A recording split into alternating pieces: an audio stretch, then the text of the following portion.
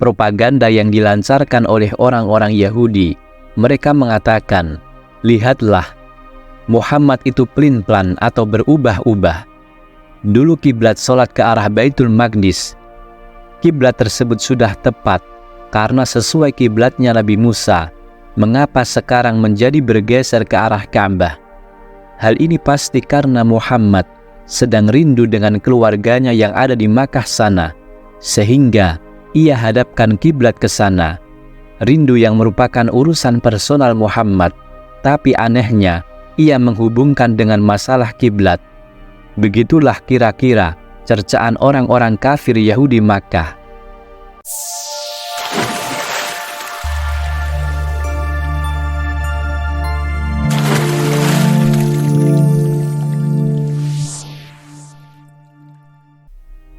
Assalamualaikum warahmatullahi wabarakatuh. Alhamdulillah, wassalatu wassalamu ala nabiyyina Muhammad wa ala alihi wa sahbihi wasallim. Teman-teman yang dirahmati Allah, pada kesempatan kali ini kita akan membahas mengenai hubungan Isra Mi'raj dan ajaran nabi-nabi terdahulu. Pembahasan ini kita rangkum dari kajian Kiai Haji Bahauddin Nur Salim atau masyhur dikenal dengan Gus Baha tentang Asbabun Nuzul Al-Quran, Surah Al-Isra ayat ke-1. Allah Subhanahu wa Ta'ala berfirman, Subhanalladzi asra bi'abdihi laylam minal masjidil harami ilal masjidil aqsa alladzi barakna hawlahu linuriyahu min ayatina innahu huwas sami'ul basir.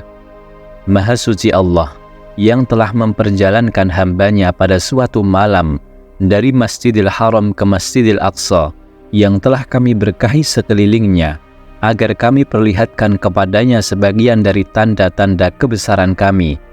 Sesungguhnya Dia adalah Maha mendengar lagi mengetahui.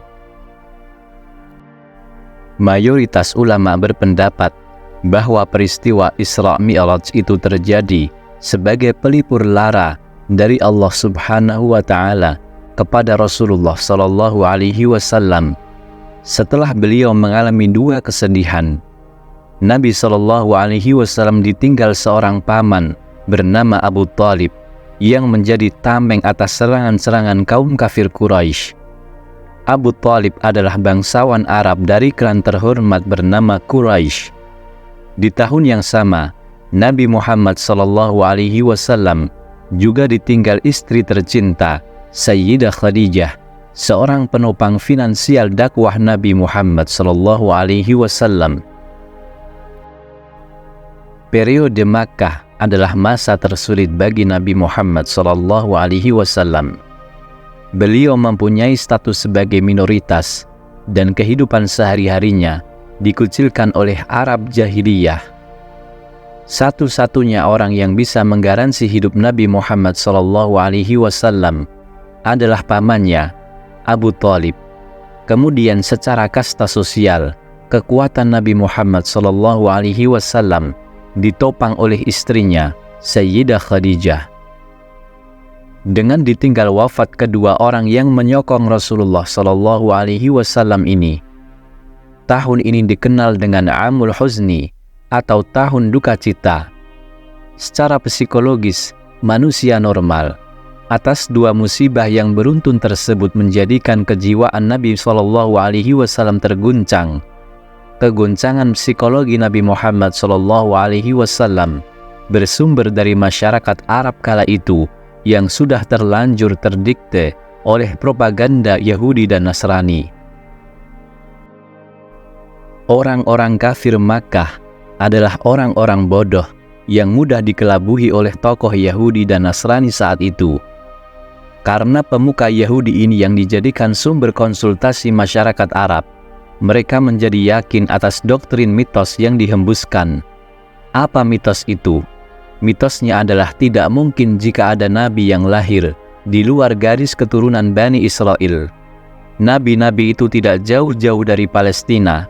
Nabi Ibrahim, Nabi Isa, Nabi Yahya, Nabi Zakaria, dan Nabi Musa alaihimussalam, semuanya dari komunitas Masjidil Aqsa. Sehingga karena kabar burung tersebut, ketika Nabi Muhammad SAW memproklamasikan diri mendapatkan wahyu dari Allah Subhanahu wa Ta'ala, orang-orang Arab menanggapinya dengan kalimat sebagaimana yang dikutip di dalam Al-Quran sebagai berikut. Allah Subhanahu wa Ta'ala berfirman dalam surah Al-An'am ayat 156, An taqulu innama unzilal kitabu ala ta'ifataini min qablina wa in kunna an dirasatihim laghafilin. Kami turunkan Al-Quran itu agar kalian tidak mengatakan bahwa kitab itu hanya diturunkan kepada dua golongan saja sebelum kami, dan sesungguhnya kami tidak memperhatikan apa yang mereka baca. Atas keraguan orang-orang Arab jahiliyah, kemudian mereka mencoba menelisik lebih dalam kepada Nabi Muhammad SAW. Hai Muhammad, nabi-nabi itu semua dari Palestina. Kalau kamu memang benar-benar nabi, apakah kamu tahu ke arah mana masjid itu menghadap dan berapa jumlah tiangnya? Dengan pernyataan itu, pada hakikatnya Nabi Muhammad SAW sedang diasah intelektualitasnya atau kecerdasannya oleh Allah Subhanahu wa Ta'ala melalui proses Isra yang menjadikan Nabi Muhammad SAW bisa menjawab bahwa jumlah pintu Masjidil Aqsa itu sekian.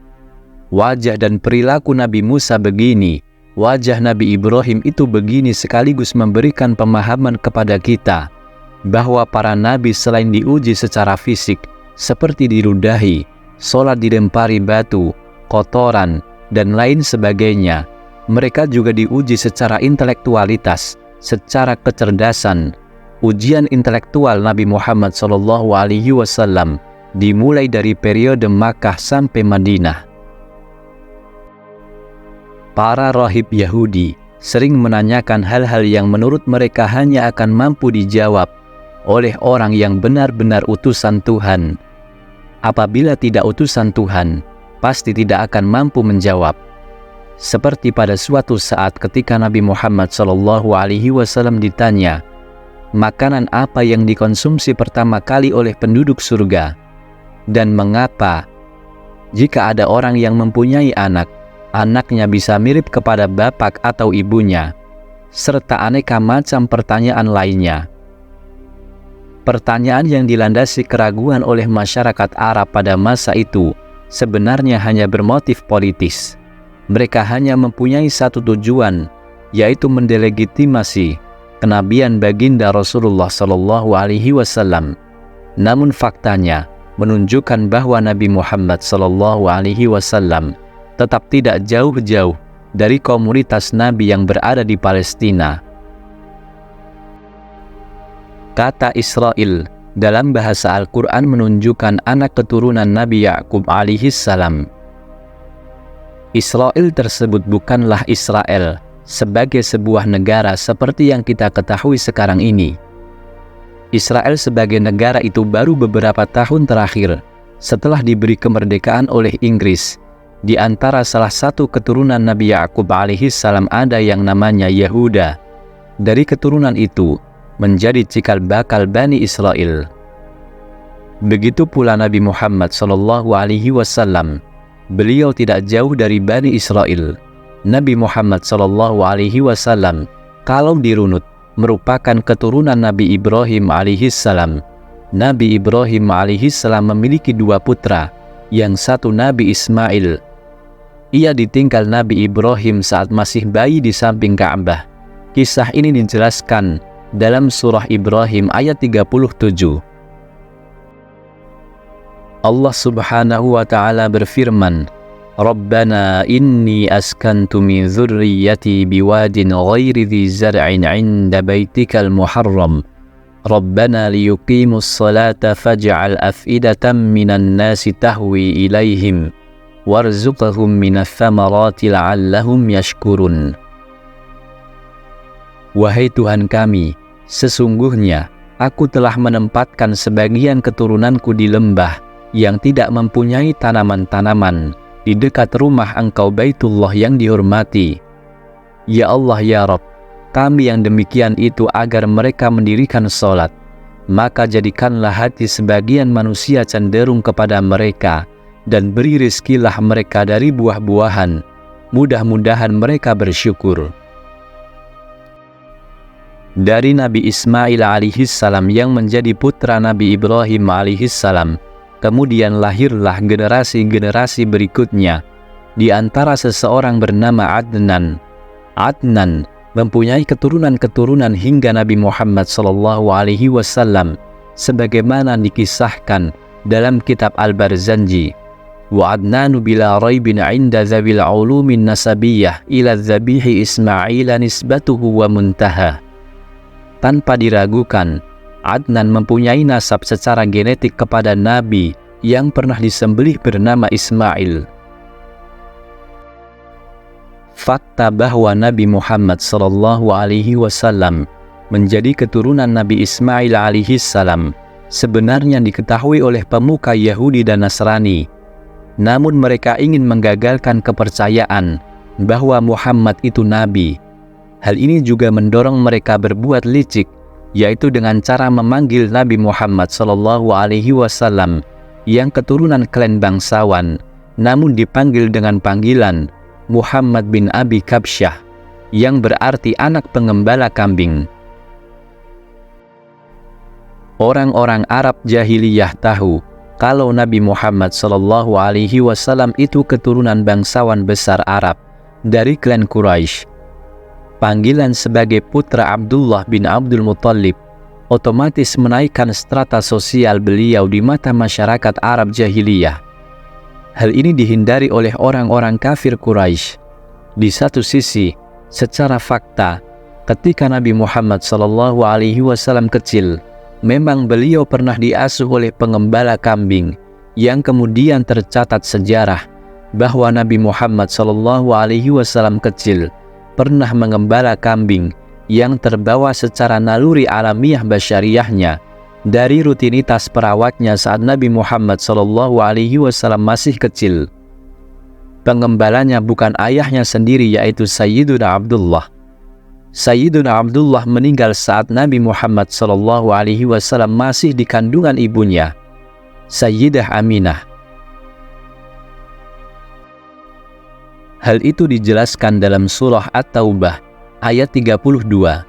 Yuriduna ayyutfi'u nurallahi biafwahihim wa ya'ballahu illa ayyutimma nurahu walau karihal kafirun. Mereka berkehendak memadamkan cahaya agama Allah dengan mulut ucapan-ucapan mereka, dan Allah tidak menghendaki selain menyempurnakan cahayanya, walaupun orang-orang yang kafir tidak menyukai. Ketika Rasulullah SAW mendapatkan wahyu Al-Quran, kemudian ada amandemen ayat, contohnya propaganda yang dilancarkan oleh orang-orang Yahudi. Mereka mengatakan, lihatlah, Muhammad itu pelin-pelan atau berubah-ubah. Dulu kiblat sholat ke arah Baitul Maqdis. Kiblat tersebut sudah tepat karena sesuai kiblatnya Nabi Musa. Mengapa sekarang menjadi bergeser ke arah Ka'bah? Hal ini pasti karena Muhammad sedang rindu dengan keluarganya yang ada di Makkah sana, sehingga ia hadapkan kiblat ke sana. Rindu yang merupakan urusan personal Muhammad, tapi anehnya ia menghubungkan dengan masalah kiblat. Begitulah kira-kira cercaan orang-orang kafir Yahudi Makkah. Jika kita melihat sejarah, protes tersebut muncul setelah 16 bulan baginda Nabi SAW di Madinah. Saat itu, sholat masih menghadap ke arah Baitul Maqdis di Palestina. Kemudian Allah Subhanahu wa Ta'ala menurunkan wahyu, "Falanwalliyannaka qiblatan tardaha, fawalli wajhaka syatral masjidil haram." Maka sungguh aku palingkan mukamu ke arah kiblat yang kamu sukai. Palingkanlah mukamu ke arah Masjidil Haram. Surah Al-Baqarah ayat 144. Al-Quran tidak bisa dibantah, sebagaimana pula yang disebutkan di ayat berikut ini. Inna awwala baiti wudi'a lin-nasi lalladzi bi Bakkata mubarakan wa hudan lil alamin fihi ayatum bayyinatum maqamu Ibrahim. Sesungguhnya rumah yang mula-mula dibangun untuk tempat beribadah manusia ialah Baitullah yang ada di Makkah, yang diberkahi dan menjadi petunjuk bagi semua manusia. Padanya terdapat tanda-tanda yang nyata, di antaranya adalah Maqam Ibrahim. Surah Ali Imran ayat 96 sampai 97. Kisah di atas menunjukkan bahwa kiblat orang Islam ke arah Makkah bukan berdasar mitos atau kultus, tapi bisa dibuktikan secara ilmiah. Seumpama Nabi Muhammad SAW berkata, "Karena nabinya sekarang saya, maka kiblatnya terserah saya." Itu sah-sah saja. Namun ternyata tidak demikian. Nabi SAW lebih bisa menyodorkan bukti secara ilmiah sehingga bisa diterima akal sehat. Jika kita ingin melihat bukti sendiri, di Masjidil Haram sekarang dapat kita saksikan ada Maqam Ibrahim, yaitu tempat di mana Nabi Ibrahim alaihissalam melakukan ibadah. Ada lagi Hijr Ismail. Hijr itu berarti hujrah, artinya kamar. Hijr Ismail berarti kamarnya Nabi Ismail alaihissalam dan letaknya ada di samping Ka'bah. Teman-teman yang dirahmati Allah, kita kembali pada peristiwa Isra. Dalam pendidikan intelektual atau kecerdasan Nabi Muhammad SAW saat Isra, selain bertemu para nabi terdahulu, Nabi Muhammad SAW juga dikenalkan karakter-karakter nabi tersebut. Di dalam Al-Quran diceritakan kisah-kisah nabi yang diutus sebelum Nabi Muhammad SAW. Dengan menceritakan itu akan menjadikan kebijakan dan pola pikir Nabi Muhammad SAW yang selaras dengan yang dilakukan oleh nabi-nabi terdahulu. Musaddiqan lima baina yadayh. Contohnya ketika Nabi Muhammad SAW diberikan cerita oleh Allah Subhanahu wa Ta'ala tentang kisah Nabi Ibrahim alaihissalam yang ayahnya penyembah patung. Bagi Nabi Ibrahim alaihissalam, ini merupakan masalah. Ayahnya sendiri tidak patuh kepada Allah. Dengan kisah tersebut, Nabi Muhammad SAW menjadi faham yang menghadapi masalah keluarga tidak hanya beliau sendiri, namun Nabi Ibrahim alaihissalam juga menghadapi masalah keluarga yang sama, bahkan lebih berat Nabi Ibrahim alaihissalam. Nabi Muhammad SAW lebih ringan karena yang tidak taat keluarga Nabi Muhammad hanya berhenti kepada level paman saja, Abu Jahal, Abu Lahab, dan lain sebagainya. Tidak seperti Ibrahim alaihissalam yang sampai ayahnya kafir, tidak mau beriman kepada Allah Subhanahu wa Ta'ala. Dikisahkan juga Nabi Nuh alaihissalam yang anaknya tidak patuh. Kemudian Nabi Lut alaihissalam istrinya menjadi pengkhianat. Nabi Musa alaihissalam yang temperamental. Semuanya diceritakan Al-Quran untuk mengajari Nabi Muhammad SAW. Nabi Musa yang temperamental, apabila ada yang tidak sesuai dengan kehendaknya, Nabi Musa bisa sampai memukul orang lain, dan hal ini memang manusiawi. Pembelaan Nabi Musa alaihissalam berawal dari dua orang lelaki yang bertengkar. Satunya berasal dari suku yang satu klan dengan Nabi Musa sendiri, dan lawannya adalah orang yang dari klan lain. Karena habis melakukan pembunuhan tak sengaja, Nabi Musa alaihissalam melarikan diri, kemudian mendapatkan bantuan politik dari Nabi Syu'aib alaihissalam. Ada pelajaran penting dari hal tersebut, bahwa nabi-nabi terdahulu banyak yang mengalami ujian dengan masyarakat sekitarnya. Kemudian mereka keluar dari masyarakat tersebut dan diterima dengan masyarakat yang baru. Nabi Musa alaihissalam diberikan bantuan Nabi Syu'aib alaihissalam. Ia keluar dari masyarakat Fir'aun, dari lingkungan Fir'aun. Nabi Muhammad SAW mempunyai garis yang sama. Beliau awalnya mempunyai masalah dengan komunitas Makkah sebelum Nabi Shallallahu Alaihi Wasallam hijrah. Saat masih di Makkah, Nabi Muhammad Shallallahu Alaihi Wasallam bahkan sampai diembargo. Nabi Muhammad Shallallahu Alaihi Wasallam diboikot. Tidak boleh ada aliran dana dan distribusi ekonomi, sampai-sampai Nabi Muhammad Shallallahu Alaihi Wasallam memakan daun-daunan. Namun di kemudian hari, Nabi Muhammad Shallallahu Alaihi Wasallam mendapatkan lingkungan baru. Beliau diselamatkan dan diterima oleh sahabat Ansar di Madinah. Kisah ini sangat mirip dengan cerita Nabi Musa alaihissalam yang mendapatkan bantuan politik dari Nabi Syu'aib alaihissalam setelah melarikan diri dari wilayah cengkeraman komunitas Fir'aun. Atas petunjuk-petunjuk cerita dari Allah Subhanahu wa Ta'ala, karakter-karakter para nabi itu tidak berubah. Mereka selalu berdiri di atas satu jalur yang sama. Kita juga sama, sehingga apabila kita kenal dengan karakter-karakter nabi, kita akan sangat mudah mengenali nabi yang palsu.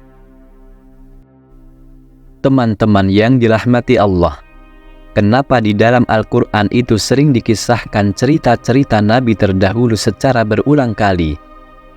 Hal tersebut karena untuk membentuk karakter Nabi Muhammad SAW supaya sesuai dengan para nabi yang sudah lampau.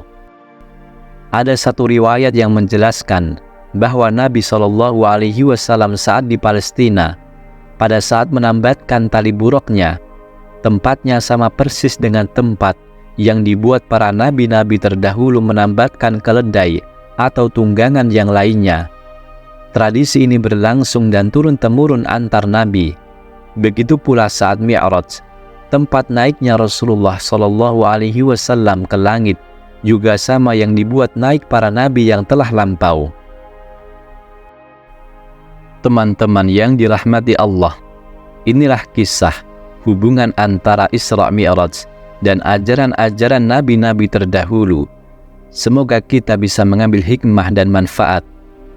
Terima kasih telah menyaksikan video ini, dan jangan lupa klik tombol subscribe untuk mendapatkan updatean video berikutnya. Mohon maaf atas segala khilaf dan kesalahan. Wallahu a'lam bishawab. Wassalamualaikum warahmatullahi wabarakatuh.